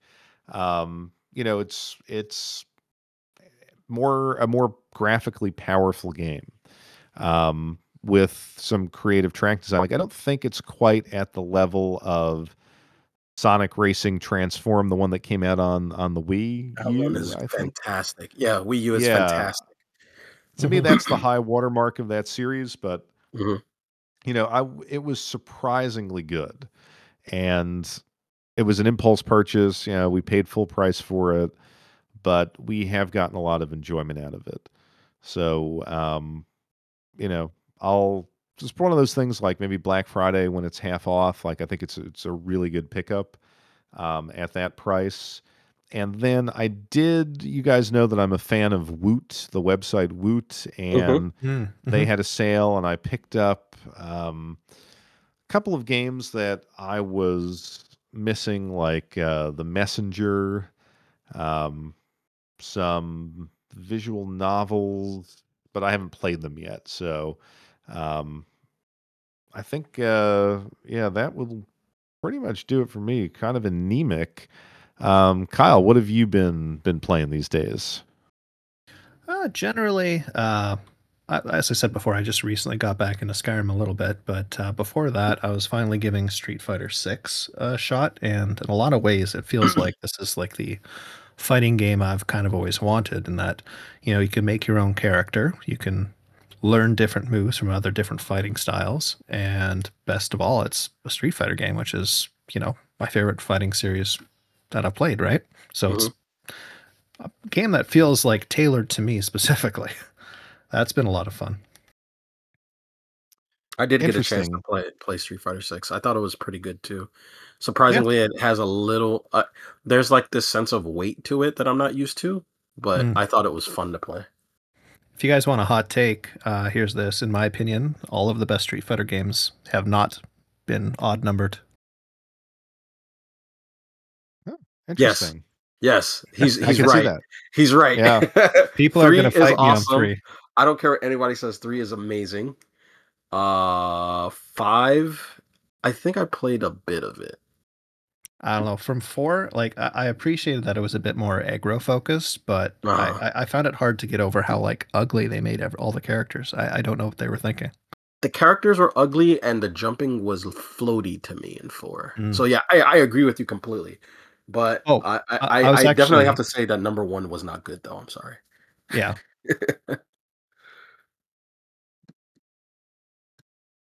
Yeah, I would agree with that. Street Fighter 6. I mean, I was put off by Street Fighter 5 because I bought into Street Fighter 5 immediately, and uh, I didn't realize that there was going to be absolutely no arcade mode, no offline single player, and I was furious about that. I think I made a video about it. It still might be up on the channel. And to me, like that was the end of the Street Fighter series. Like I thought it was just a very greedy kind of a game. And I picked up Street Fighter 6 on sale, and I think like what they did with that character creation, single player, go around the city and fight mode was very, very creative. And how you'd meet the different Street Fighter characters, you'd learn their move set, level up. It wasn't bad. I didn't really finish that mode, and I didn't take the time to actually play through like the standard arcade mode and learn the nuances of the game. But from what I played, it was pretty good. And then even Mark of the Wolves, like that new City of the Wolves, I think it's called.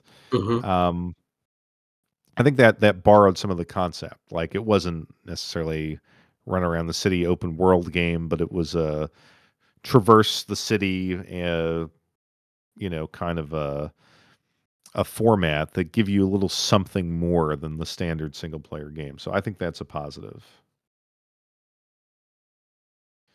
But yeah, so that is what we've been playing. Any other hot takes, Shy? Have we missed something? I know you said you had a couple locked and loaded.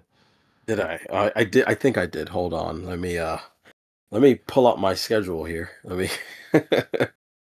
I Because I think like did. we've had some hot takes, we've had some things on the show where we've given people food for thought. Oh, I remember what my hot take was. And it was because of, and I wanted to ask you guys this, like, how do you see this happening? Okay, so I've been hearing rumblings that Nintendo is still doing the whole suing of Power World, and I've been kind of like, I don't care about Power World, I don't care about Pokemon, and I don't really care about this stuff. But like I always like to do is I stay in tune with what's going on so that I know how it will affect the market. I did see that they did do like a patent to, what was it? It was you can't, the patent was you can't have a game where you summon creatures. That was the patent that they released. Did you guys hear about that? I haven't been following it recently. I mean, I know there was the legal battle, and I dabbled a little bit with Pal World, but I didn't realize that Nintendo was trying to patent that mechanic. Did you I hear about it, Kyle? I haven't been watching it very closely either, but everything I've heard, it just keeps sounding like they keep trying to patent just about everything. Like, isn't like animals fighting in a game now patented or Right. something? Yeah, so you can't, no, well, you can't ride the summoned creature like if it flies. Like you can't ride it. So like, so mounts basically, I guess. And you can't summon creatures. And I'm just thinking to myself, and I'm saying like, this is insane because they weren't the first ones to even start that. And then I think someone in the comments brought up Shin Megami Tensei, and it was like, wasn't Shin Megami Tensei made in like '84 where you were able to summon creatures? So they were the first to do it or whatever. But anyway, that's besides the point. But the hot take that I have is this: if Nintendo gets away with this, right, and they're able to patent this, I what's to say that this is probably going to start a trickle down effect where companies will patent consoles, like, and I'm talking about like the Retron. Like if your console plays cartridges that I created for my company, we'll sue you. Like I can honestly see a future where they're gonna try and sue companies like Retron or Analog. I think it's a little bit different in that case because I think what Nintendo is doing now is they're coming out and filing patents in the now, Mhm. even though the mechanics that they're talking about like have come out like years and years and years ago. With their consoles, I believe pretty much everything to do with their consoles were at one point in time patented, and Mhm. it's my belief that the patent may have expired by now. Mhm. Fingers Mm. crossed. Yeah. Fingers crossed, because these companies are so scummy right now. Like I Mhm. just thought to myself, and I was just like, what if they try to do this? What if they try to make it illegal for any other company to make a console to play old cartridge games, you know? So anyway, that I don't think it's a hot take. It's more of like an idea, that I'm just throwing out there. But anyway, that was mine. Well, I wouldn't put it past Nintendo to file lawsuits. Was it someone on our Discord? Did someone post a video where basically they said Nintendo isn't a gaming company; it's a law firm that produces video games at this point. That's So amazing. yeah, Yeah, I I don't don't know think where I've I seen that heard one. that, but yeah. So that was floating around somewhere, and I think there's some truth to it. Like I said, we're heavily invested in the Nintendo ecosystem. We have a lot of emotional connections to this company, but they are incredibly scummy these days. Yeah. I I mean, mean, well, they're being run by a banker, so I really, don't know. I think I'd push yeah. back on that a little bit. I've been kind of singing the song about Nintendo being a bit of an evil company for a while now, and I think they have a bit of a history of it. Yeah. Like yeah, my that's favorite true. example is that Nintendo is one of the main companies that uh, are largely responsible for video game rental being illegal in Japan. I mean, maybe I'm wrong, but that's something I've heard from people who were better researched than me. And I Wow. think, if I understand, they were trying to push for the same thing in North America when um, computer program like companies that actually made programs for personal computers. The Mhm. rental of that was made illegal, and Nintendo tried to hop on that bandwagon, but ultimately they were pushed out from that. Interesting. I gotta dig on Interesting. that. I had not heard about that. I mean, Yeah, me neither. it doesn't surprise me. I mean, you do have a point. I mean, Yeah. Nintendo's been pretty scummy. I mean, isn't that why like Tengen came about? Right? They were Mhm. trying to Ultra get Games. around the publishing limits. Ultra Yep. Games. Yep. Um, Because Ultra Games is uh, basically just Konami. hmm yeah, that is I true. I mean, go ahead. Sorry, I was just going to say I think that was kind of a known secret, though. I think when you talk about these kinds of extremely wealthy, powerful companies, they do let each other get away with things. Will, publicly being like, "Oh yes, no, people can have to follow by these rules." Mhm. Yeah, I mean, I guess it's been a bad time for a lot of these companies now. I mean, Xbox has really been slammed the past couple of weeks. Uh, Sony, I guess, hasn't had, by virtue of having no horribly negative press, they've looked the best of the three. But it really hasn't been a great year, I think, for public opinion when it comes to these companies. Yeah. Kyle, unfair question to ask you here at the end of the episode, but does Xbox survive? I've seen a million videos. Xbox is dead. Xbox is dead. Oh man. So I've been trying to be. Uh, I should clarify, even though I have a history with Xbox, I'm not a diehard fan of any particular gaming company. Like last generation, I started the generation off. I should say like the Xbox One generation. I never thought I was going to get an Xbox One with just how they unveiled the system, right? Yeah. So I have no loyalty, but I would like there to be at least three competitors in the console market just for the health of the health of the Competition? Yeah. industry. Yeah, for the Yeah. customers, right? Right. And so I've been hopeful that they would eventually turn it around. I'm a bit cynical in that I don't think the next Xbox is at all going to have a disk drive, but just yesterday when I think I posted it on Discord yesterday when I saw the PlayStation YouTube account posting the trailer for the remake of Halo 1. I told everyone I talked to games with, I'm like, well, Xbox is dead. This is it. Yep. Yep. Halo's This gone. is it. It's like what would you do if like PlayStation had like the trailer for Super Mario Wonder? It's like, what? What? Yeah. Yeah. I don't know. I have to admit I wasn't following every nuance of the story. Um, I think I don't know. Did they say that they weren't going to release their own Xbox handheld, but then that Ally Rogue with Xbox branding came out? People seem to have been upset about that. Like that product wasn't what they wanted, but yet at the same time, you weren't going to get a dedicated Xbox handheld. And then yet I saw a video that said there will be an Xbox and it'll be more powerful than the PlayStation 5. At least that was on the or PlayStation 6. That was on the thumbnail. I didn't click on the video. Um, I don't know. I don't think Xbox is dead, but I do think. Oh, the other thing that came out, right? There, people are upset about Game Pass actually No, they going up increased in. the Yep. price. Yeah. Yeah, I think that's but the I thing don't with think this is Xbox. going to kill it, though. I think now instead of it being a console, it's just like a subscription service now. I Yeah. think it's more or less that. That's how it's going to continue. Yep. Yeah, I could see that, but Especially the if they could. pricing is pretty high. Yeah. Yeah. Were you guys subscribed to No. that service?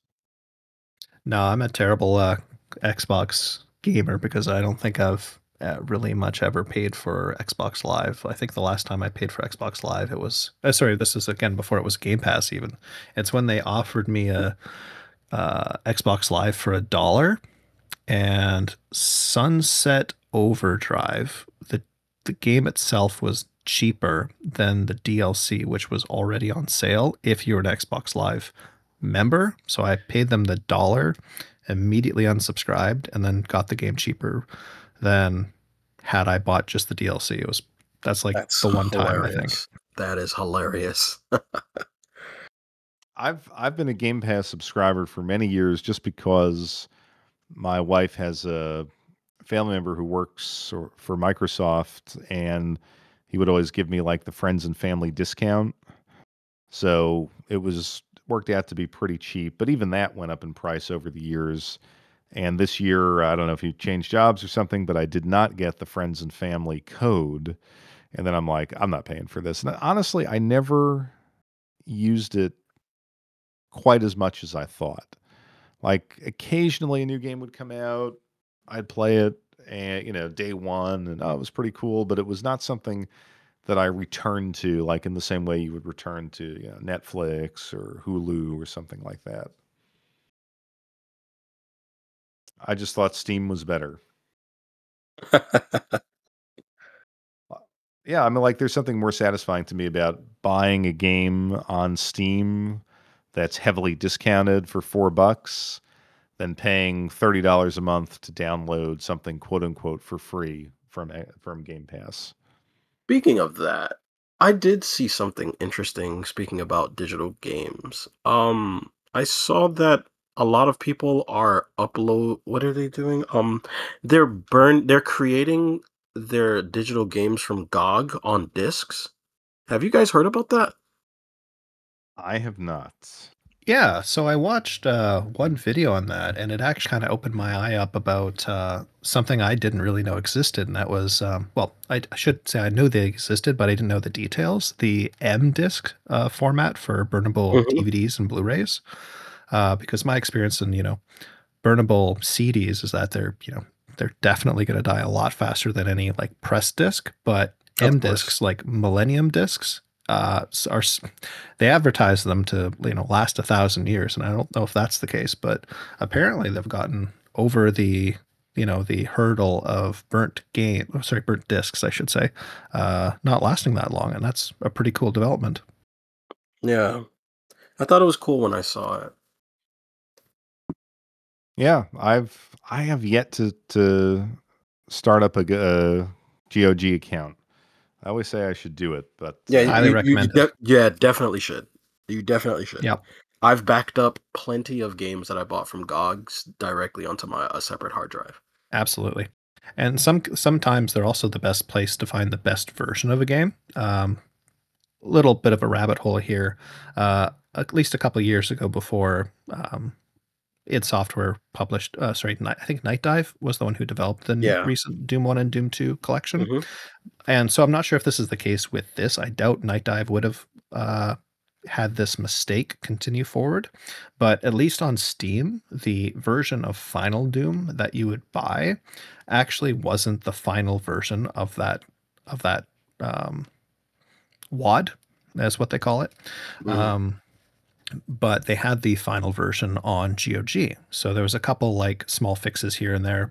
One of the big ones was one of the secret levels in TNT had a yellow key that was accidentally flagged as like multiplayer only. So if you're playing the game in single player, you could just never find that key. So I think you had to cheat to beat that level. hmm.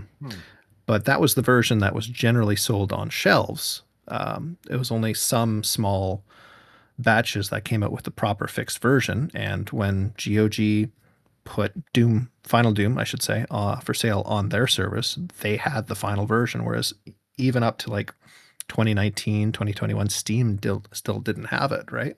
Mm. I did not know that. Interesting. Yeah, I'm creating my account as we speak. Nice. Good move, man. Because Good this was move. something that actually, it seems like I had an account, but I have not logged in so long. So, I got to get involved in this. Another rabbit hole for this evening. All right, I'm in. So, yeah, I think we've covered a lot of ground on this episode. I think people need to listen, especially to the Switch game card discussion. I'm still processing what I'm going to do. Am I going to have a yearly ritual where I plug all of them in and try to save this collection? But Kyle, thank you so much for joining us tonight. No, thank you both for having me on. This was a real privilege. Thank you. Yeah, and please join the Discord because this type of conversation goes on each and every day. So, gentlemen, it has been a pleasure. And yeah, we will be back hopefully in a month with another episode of the Nights On, Lights Off podcast. Take care, Night, everyone. everybody.